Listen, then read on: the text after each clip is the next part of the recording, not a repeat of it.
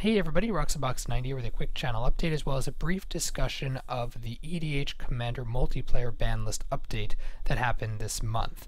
So in terms of the channel, first thing I want to let you guys know is that I understand that the 7,500 subscriber mark has been broken, and I'm very glad that so many people are joining the channel. In fact, it was broken hundreds of subscribers ago. But for those who are antsy about the reward that I was going to the giveaway that I was going to have as a celebration for us having hit that mark is still going to happen, but we need Constark here to come out. So assume in the next 2-3 weeks, hopefully we'll be able to get that giveaway happening for you guys, and I'll be giving away a box of Constark here. So stay tuned for that, and that'll be a lot of fun. And hopefully I'll have it like last time with the Innistrad box. We'll have 4 winners and we'll divide the box up, that kind of thing. So that'll be, I think, a lot of fun.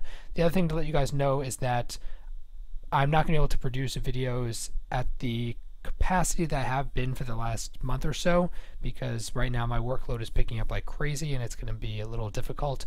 That being said, I still want to bring you guys the pre-release primer and the top 10 Constark card videos. So those are going to be coming to you guys really soon, hopefully by the end of this week before the pre-release. I hope I can get you guys both of those. We'll see how it goes. And then this video as well, we're going to just briefly talk about the ban list update. So those who play EDH Commander, especially multiplayer, there is the quote-unquote official, even though it's a casual format and there's no official ban list, this is the quote-unquote official ban list, and it has been updated. The way they did it is they decided to stop having a commander ban list and a separate ban list. Now they want to put it both together just to make it easier to understand, which I understand.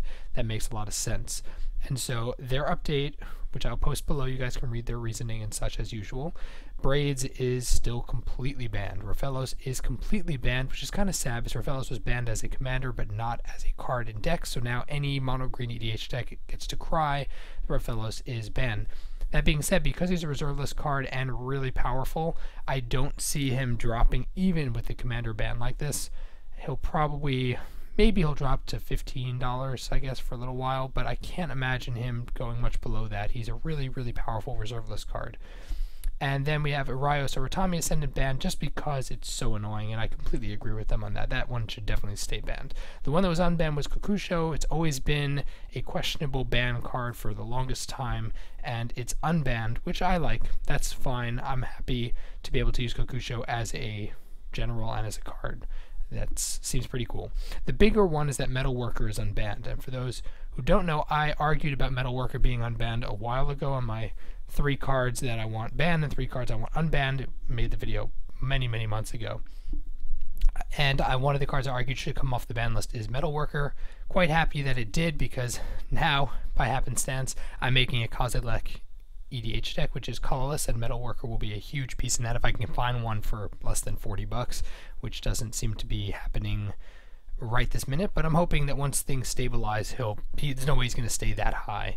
He'll probably come down a little bit and I'll be able to get one for a reasonable price. But it's a very powerful card. The reason why I gave a number of reasons why I thought it should be unbanned. The main reason being that decks that would maximize it have a huge number of weaknesses, and so his explosive nature, besides the fact that he's a really cheap small artifact creature, there's a billion ways to deal with him in the format, and his combos are not quite as easy to get going per se as many have thought.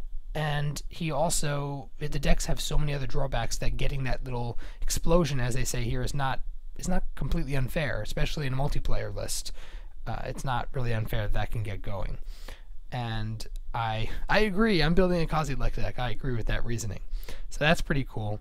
And what I'm kind of still, so yeah, Metalworker's unbanned, but they have not announced the banning of something like Deadeye Navigator or Consecrated Sphinx, or even to a lesser extent Magister Sphinx, which may not have to be banned per se. I think it should be, but that's just my own bias against the card. But Deadeye Navigator and Consecrated Sphinx both definitely warp many formats, and I'm surprised that if you look at the newest ban cards, they are pretty much, you have Rofellos, you have Sylvan, Primordial, Primeval Titan, you have lots of green powerhouses that are being taken away, so you kind of hope that they're going to expand their net a little bit.